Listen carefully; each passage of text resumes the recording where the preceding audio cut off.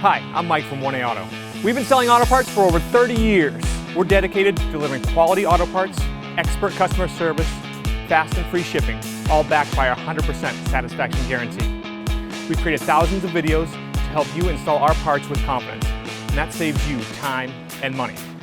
So visit us at 1aauto.com, your trusted source for quality auto parts. In this video, we're going to be working with our 2012 GMC Acadia all-wheel drive. We're going to show you how to remove and replace your rear brake pads and rotors, as well as how to adjust your e-brake up once you've installed new rotors onto the vehicle. If you like this video, please click subscribe. We have a ton more information on this and many other vehicles. And if you need these parts for your vehicle, you can follow the link down in the description over to 1aauto.com. Anytime you work on your brakes, we suggest you wear a dust mask and glasses to keep all the dust and debris from getting into your eyes and lungs while you're working. And while we're doing this, on the passenger side, this process will be the same on the driver's side, and we always recommend you replace your brakes in pairs. Here are the items you'll need for this repair. Loosen your lug nuts using a 22mm deep socket and a breaker bar. Raise and support your vehicle. You can do this with the jack and jack stands at home, but we're going to put it up on a lift to make it easier to show. Once you have your vehicle in the air, you can finish removing your lug nuts. Remove the wheel and tire. Hold the wheel studs with a small pry bar and use a T30 Torx bit and a ratchet to remove your rotor screw. Once you've broken it loose, you can remove the pry bar and finish taking the screw out. Remove the two 14mm caliper bolts on the back side of the caliper with a 14mm socket and ratchet. You may have to hold the caliper pin with a 17mm wrench to keep it from turning while we loosen the 14mm bolt on the back with our socket and ratchet. Be sure to crack both of these loose before removing either one fully. Remove your caliper.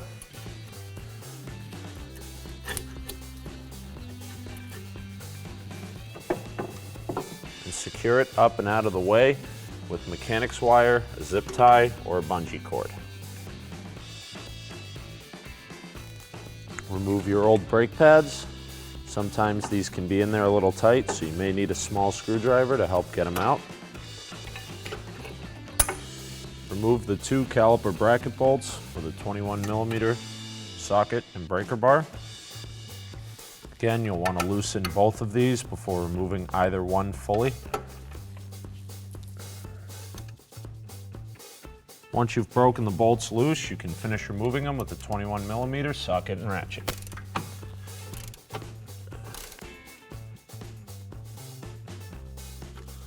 Once the bolts are out, remove your caliper carrier from the vehicle. Sometimes you can simply pull the rotor off by hand, but ours is stuck, so we're going to hit the surface of the rotor with a hammer back and forth to release it from the hub. We never recommend you reuse rotors when doing a brake job because they build up grooves and rust on them. You can get them machined, but usually they are so thin after the machining process that they're much more prone to warping. If you do have to reuse your rotors, you can hit this surface to release it. Just be careful not to hit the studs. Once you've freed it, remove the rotor. Before throwing out our old rotor, we'll have to make sure we save this little rubber cap for the access hole to adjust our e-brake in case our new rotor needs it. A couple of quick things you need to do to your caliper carrier before reinstalling it on the vehicle. Just check and make sure your slides move nice and smooth. Ours are good. Then we'll have to hold back on our boot here so we can remove the slide. Take a paper towel or a clean rag and wipe all that old grease off. Then put a nice fresh coat of brake grease. Make sure we keep corrosion and moisture out and allow our brake caliper to move smooth. Reinstall it until it pops back into the boot and repeat this step with the opposite pin.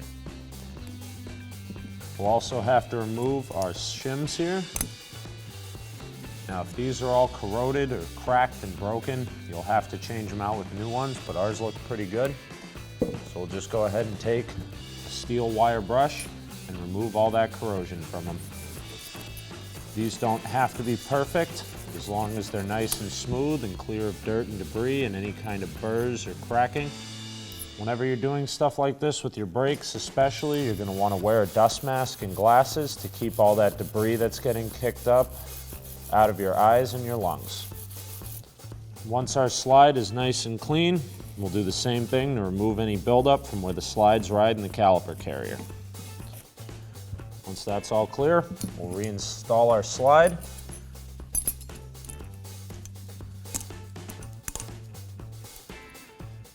Apply a thin coat of grease to the portion that our pads are going to ride on.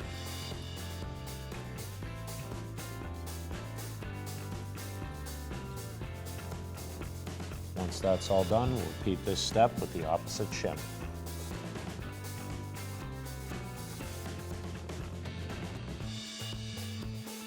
Now this hub isn't too bad, but just because we have it off, we're going to take our steel wire brush and remove any corrosion and rust buildup that's on here so we can apply a thin layer of grease to it and make it that much easier to remove our rotor the next time we have to service our brakes.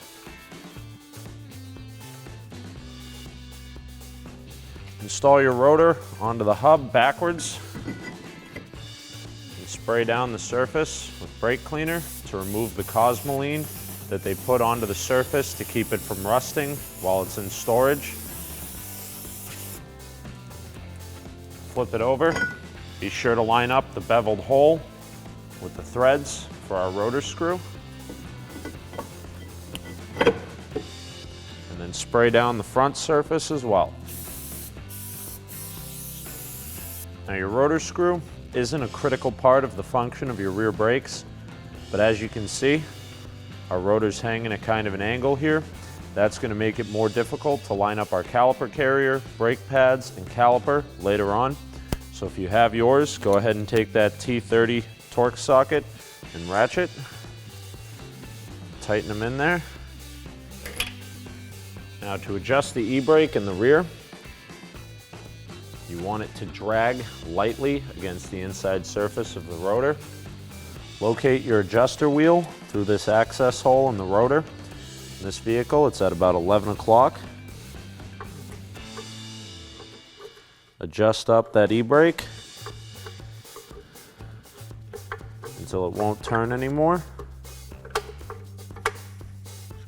So once you have it adjusted all the way out so you can't turn anymore, you want to back that adjuster back off and set it so that it just lightly drags against the inside of the rotor. We've adjusted it down so that e-brake just drags lightly against the rotor, and go ahead and reinstall your plug.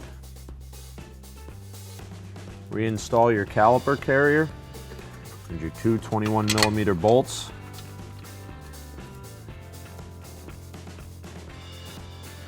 Tighten those down with your 21mm socket and ratchet.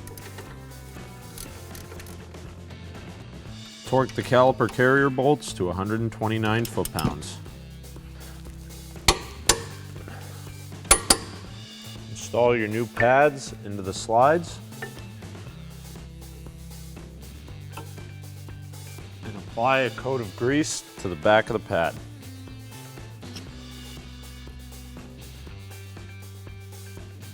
Using a pair of groove jaw pliers, C-clamps, or proper brake caliper compressing tools, slowly collapse the piston back into the caliper until it's flush. Once the piston is pushed back into the caliper, remove whatever you use to secure it out of the way. Make sure that your flexible brake hose isn't twisted or kinked in any way, and reinstall the caliper onto the carrier. Then you can start your two 14mm bolts by hand. Torque the bolts to 20 foot-pounds. Again, you may need to use your 17mm wrench to counterhold the guide pins from sliding.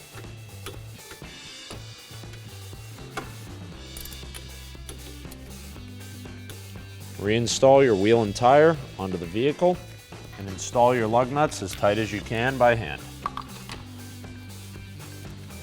Torque your wheels to 140 foot-pounds. On a 6-lug wheel, you want to tighten the lug nuts in a triangle. So we'll go this way, across the wheel, and then make another triangle to tighten it all down. Thanks for watching. Visit us at oneauto.com for quality auto parts, fast and free shipping, and the best customer service in the industry.